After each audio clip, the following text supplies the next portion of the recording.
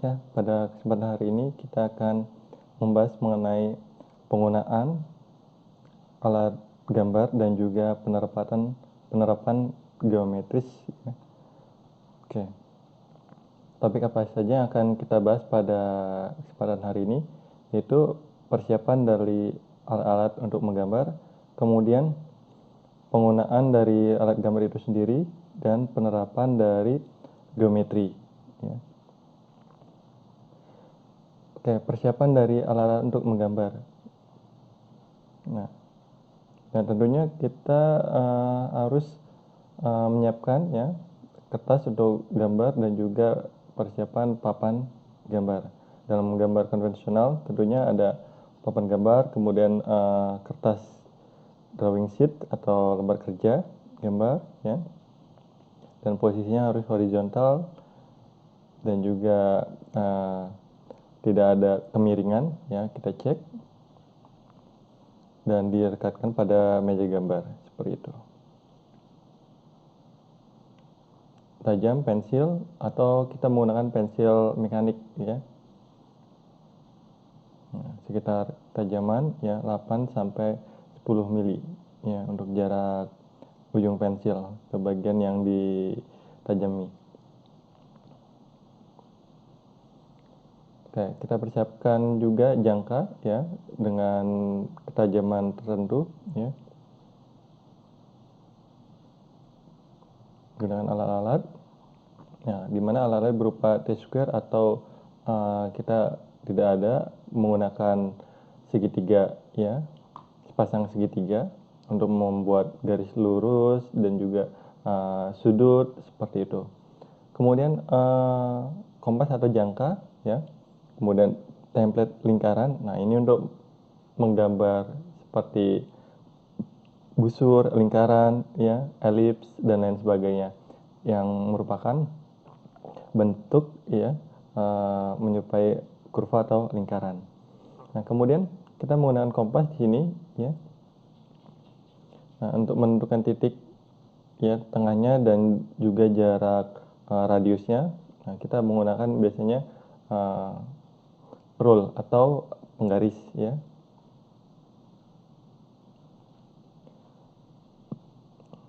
Nah, tentunya kita tarik ya dari pusatnya, kemudian kita putar ya dengan tekanan yang sesuai ya, sambil diberikan ya ayunan seperti itu.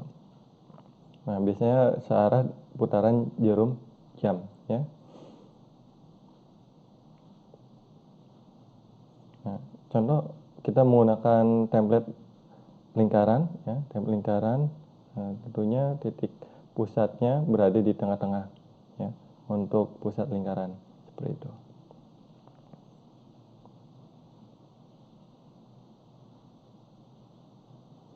Nah, menggambar garis horizontal menggunakan penggaris T ya.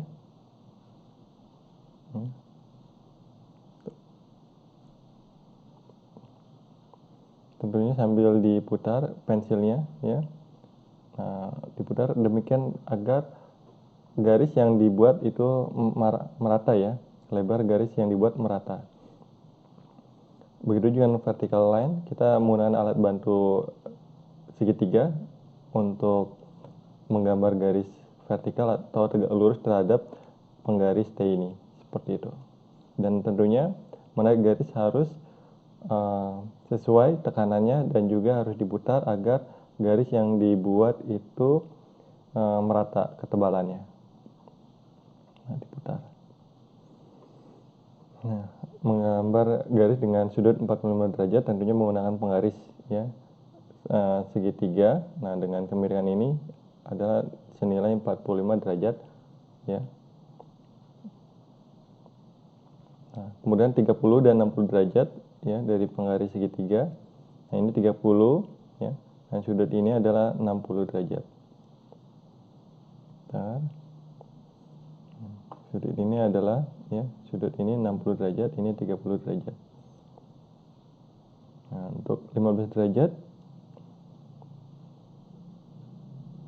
tentunya harus ada 2 pasang ya, atau sepasang penggaris segitiga. Penambahannya di sini.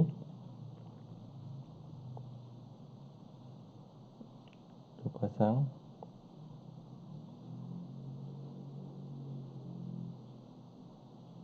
garis,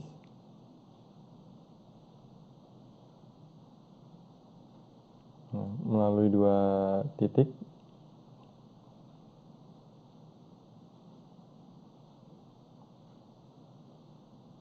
Kita penerapan geometris. Kemudian ini garis yang saling bersinggungan.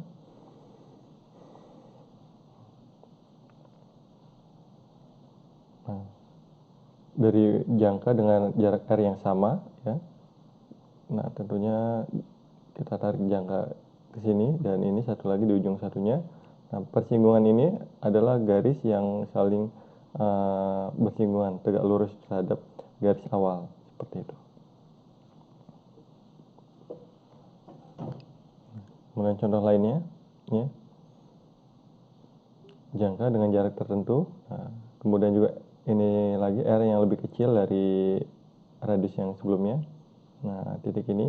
Kemudian dari titik sini sampai sini kita tarik garis. Nah, ini membagi 2 sudut sama besar. Sudut ini dan sudut ini sama besar. Oke, untuk menggambar garis paralel ya. Dari titik yang ditentukan ini. Kemudian ini kita tarik garis seperti itu. Garis.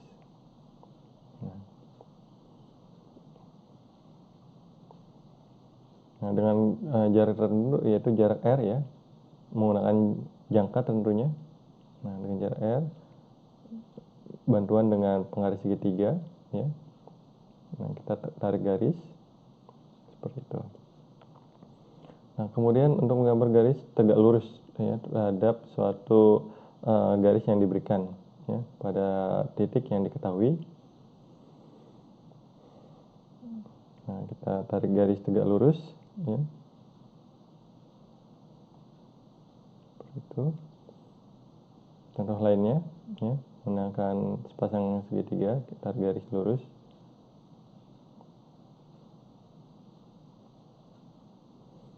Nah, gambar garis tegak lurus terhadap suatu garis yang diketahui menggunakan kompas.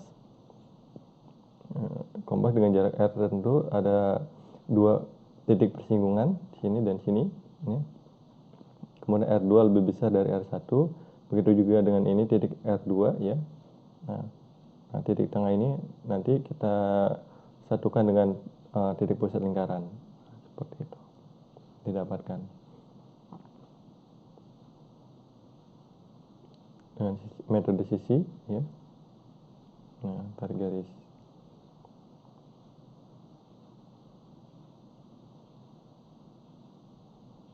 Nah, untuk membuat sudut 15 derajat tentunya menggunakan 2 atau sepasang penggaris segitiga ya. Nah, ini sudut ini adalah sudut sebesar 15 derajat ya. Kemudian 30. Ini 30. Ini juga 30 ya. Sudut ini 30. Ini dan ini sama 30. 75. Oke, 30 dan 45 ya. Penjumlahan antara 30 dan 45. Jadi 75. Seperti itu. Nah, kita lihat ini bentuk dari suatu fillet ya dan juga round lingkaran atau apa keliling ya. Ini fillet, ini round seperti itu.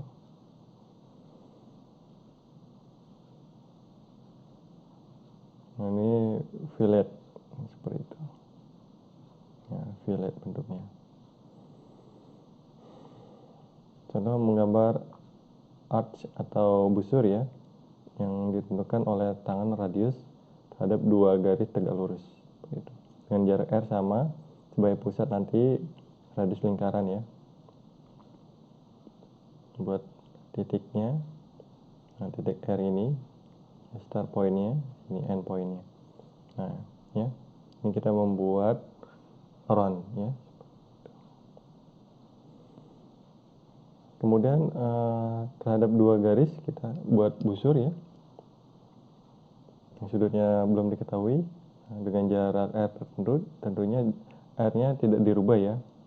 R-nya. Nah, kemudian kita dapatkan garis persinggungannya sini, ini titik R-nya. Radiusnya seperti itu. Persimpangan ini ada titik R-nya. Nah, kita buat lingkaran sini. Kita buat busur. Oke. Nah, kemudian dari gambar ya, garis terhadap tangan dari suatu lingkaran ya, dari poin ini garis lingkaran seperti itu. Kemudian gambar tangan ya, garis terhadap satu lingkaran dari titik yang di luar lingkaran.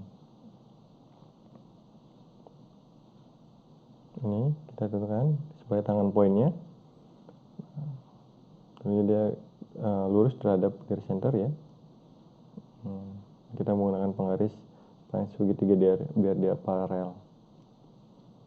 Kemudian ini tangan poinnya di sini, tentunya dengan jarak R1 dan R2 harus bersinggungan. Tangan poin. Kemudian yang lainnya di luar tangan lingkaran, di luar suatu lingkaran yang lebih besar ya. Nah, dengan jarak, nah kita lihat contoh ini. Ini R yang kecil, kemudian R besar. Nah, jaraknya ini adalah penjumlahan dari R kecil dan R besar ini dengan R yang paling kecil. Seperti itu.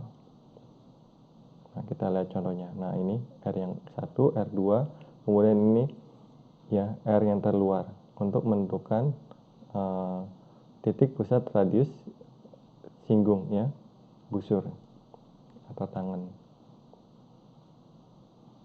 Nah, ini batasnya, mari kita buat garis busur seperti itu. Nah, ditemukan garis busur lingkaran luar. Nah, ini untuk lingkaran dalam ya. Itu ini R1 dan R2. Nah, harus ditentukan berarti untuk jarak C1, C2 adalah di mana R2 dikurangi R1 ya. Nah, contoh lainnya, nah ini di luar ya lingkaran, tangan lingkarannya.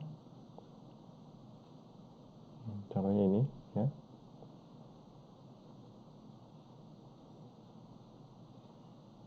Untuk R1, R2 diketahui. Kemudian ini R-nya ya. Dengan R ini tentunya jaraknya sama ya. Nah, ketemu persinggungan. Tarik garis bantu ya. Ke sini dan ini ke sini ya. Tentunya ke sini. Nah, ini titik pusatnya untuk titik pusat sebagai kurva yang luar ya, seperti itu. Tarik garis. Oke, ini juga lingkaran ya, luar dengan R tertentu ya. Nah, ini persinggungannya untuk sebagai titik pusat lingkaran busurnya. Kita tarik garis ke pusat lingkaran R1 dan busur terluar, begitu juga ini ya. Lagi ini busur ini dan pusat lingkaran R2. Nah, buat busur seperti itu. Dari titik pusat di sini. Oke.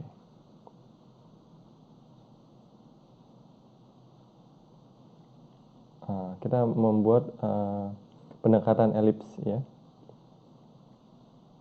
Nah, major dan minor, sumbu major dan minornya kita buat titik pusatnya lingkaran. Ini lagi R sini, dari sini ke sini ya, kita tentukan. Nah, dari sini ke sini kita tentukan untuk membagi dua garis ini sama besar ya, dengan titik persinggungan di sini dengan menggunakan jangka. Nah, kemudian ini tarik garis lurus sampai titik sini. Nah, begitu juga ini ya, kita bagi 2 sama rata dengan yang di atas. Nah, dari titik pusat sini ya, sebagai titik pusat jangkanya, nah, kemudian tarik garis lurus ke sini ya. Dari sini ada titik pusat untuk lingkaran, tentukan ini titik sini, tarik garis lurus juga dengan satunya. Dari titik sini kita buat busur yang terkecil ya dari elips tersebut. Begitu juga di sini ya. Nah, maka kita buat untuk yang lingkaran ya, busur yang terbesar. Nah, dari titik sini kita buat yang sini. Begitu juga titik sini ya, kita buat yang satunya. Seperti itu. Oke, cukup sekian apa yang dapat saya sampaikan ya. Jangan lupa untuk menjaga kebersihan gambar Anda ya. Tentunya harus menggunakan sapu tangan dan jaga kebersihan tangan seperti itu. Oke, terima kasih apa yang dapat saya sampaikan. Sampai ketemu di lain kesempatan.